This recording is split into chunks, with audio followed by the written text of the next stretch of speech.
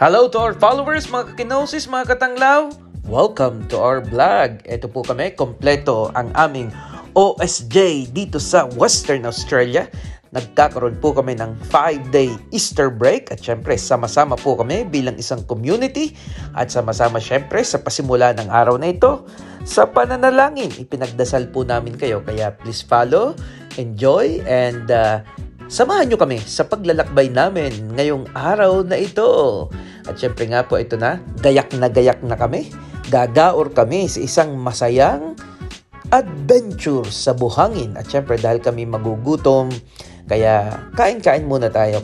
Mag-grocery muna po tayo. Kita nyo po, nadidip po kami sa Mura. Yes po, M-O-O-R-A. Yan si Father Chris, ang aming napakabait na driver. Si Father Job, ang aming namang tagapamili, pinaka-treasurer namin sa aming paglalakbay na ito. At ito na nga po, matapos ang ilang oras na paglalakbay patungo dito sa Lancelin, nakarating na po kami. At syempre, ako naman ang tagakain nila. Ayan, kumakain po tayo ng beef jerky. Alam nyo ga po, para yan, kung meron sa ating pinatayong isda, meron sa ating pinatayong baka. Yan po si Father George, ang aming pinaka pioneer, hindi ko sabihin pinakamatanda. Pero siyang isa sa mga nauna sa amin dito na talaga namang the wisdom guide of our community. Kita nyo ko po, kalawak na yan. Kala mo'y desyerto eh. May isang oras po kaming sasakay sa ganitong quad 4x4. At akala ko napakaiksi ng 1 hour pero napakahaba pala ng 1 hour. At syempre sa init ng panahon na ito, ay tiis-tiis lamang. Sabi nga po, kung gusto mo mag-enjoy, ay matuto kang magpa-init. Kung gusto mo mag-enjoy, ay wag mo na munang isipin ng iyong kulay na hiram. At yan na nga po, habang kami naghihintay sa instructions muna, eto kami, kita nyo naman, si Father George, Father Christian, ang aming rektor na si Father Vince, nakapulang sombrero. At ito nga po, ang inyong lingkod, na taga-video nila. Sabi nila, wag na daw akong kumuha ng sarili kong sasakyan na 4x4. Umangkas na lamang daw ako para daw ako'y taga-video. Hindi naman ako pumayag. Siyempre, gusto ko din naman mag-drive tayo. Ayan. Pero kasi po, mapapansin nyo, wala po akong video habang kami ay nagdadrive kasi bawal po yun. For safety, bawal mag-selfie habang nagdadrive kayo. Kaya ito na po. At ready na kami. Yan, si Father Christian, ang aking kasabay. At ito na nga po. At yan, sabi ko nga po, wala kaming video habang nagdadrive. At meron po kaming mga 10 minutes na pagpapahinga. After ng 30 minutes drive, ito po, somewhere down the road, somewhere in the middle of the desert of the sand dunes, kami po ay nagpapahinga. Yan, si Father George, talagang ay napakagaling. Ay talagang hindi sumusunod sa linya. Talaga namang Blue Rider yan, kita nyo, sabi ni Father Christian din, pag umikot, iikot din tayo ha. Kita nyo guho yan, sinong mag-aakala ng Australia ay meron parang desyertong ganito?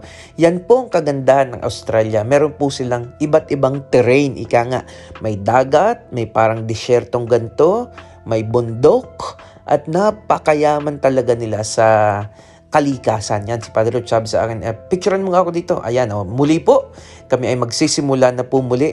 Ako po ay sumusunod sa kanila. Nangunguna po kaming mga pare, pero hindi kami nila alam na kami mga pare. Ayan na, ba't ang bilis doon na? Natapos na po ang aming pagmamotor, pero syempre hindi po kami nagpatinag. Susubukan namin ang, ano bang tawag nga dyan? Pagpapa-slide. Sand slide. I-comment nyo nga anong tawag sa gagawin namin to. Anyway, yun na nga po kami. Alam nyo gaho yan, ikatanghalian ng tapat. At syempre, bago bumagsak-bagsak, picture muna. Yan, tuloy ang lakad habang si Father Christian ay kinukuha ang kanyang paliliparing camera. Ayan, ang kanyang drone. At kami naman po ay mangunguna na din eh. Sabi namin una, dini muna tayo sa mababa. Yan, ito ay medyo mababa-baba pa, baka kayo magtataka. Sabi namin, dini muna tayo para tayo ay practice. Ano ho? At ang pinakamalakas ang loob na unang tatrial ay si Father George. O kita nyo naman, pinakamalakas ang loob. O, dige. Kita nyo gaho yun. Buti na lamang at matibay-tibay pagtuhod at magaling ang panimbang. Ang sunod na susubok ay si Father Job. Ayon, naunahan din ni Father Vince. Kita nyo ga, kala nyo kami mga batang nag-i-enjoy lamang din na nagtatampisaw sa ulanan pero kami nagtatampisaw din sa buhanginan. Hindi susuko yan si Father George. Oh, kita nyo ga ho. Talaga namang bangon uli sa kabila naman. Ang pinakamatyaga ho talaga sa amin na nakasubok ng talagang itong si Father Vince, ang aming rektor. Pero kami syempre hindi susuko. Sabi ni Father George, eto, pwede namang nakaupo ka kung tutuusin, kung ayaw mong matumba. Ito yung the simplest and easiest way. Kita nyo naman. Ganyan nga. Kaya susubukan ko din yan miyami. Father George Porlet. Okay, sige.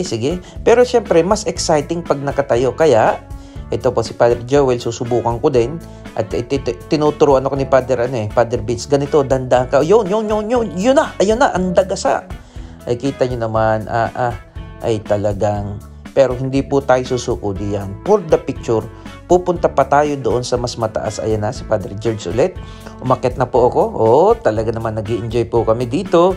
At ganyan po natin makikita na kami po mga pari dito ay talaga naman pong sa dami ng aming pong ginawan tong Easter, napagod ng Easter, talaga pong ang mga parishioners na po namin ang nagsasabi na dapat Father kayo ay magkaroon ng bakasyon. You deserve it.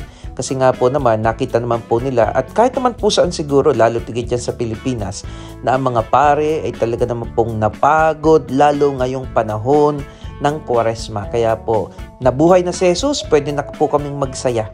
At talaga namang ang ating Panginoong Diyos ay sinasabi, ang buhay ng Kristiyano ay masayang tunay. Ayun na naman po, si Father Christian naman ang sumubok matapos ang kanyang drone. Muli, talaga namang hindi nagpapatinag. Talagang sinasabi ni Father George ay, yakang-yaka ko pa yan, yakang-yaka pa, ayun. Kaya po, ayan, sabi namin, tapos na tayo mag-practice, doon naman tayo sa mas mataas. Inuna ni Father Vince, ayan, sabi niya, subukan muna ng paupo. At syempre, hindi rin po tayo patatalo. At tayo, ayan po, ayan, kita nyo ga, umupo din ako at sinubukan din. Ayun, kita nyo ga naman. Di nakakain ng buhangin.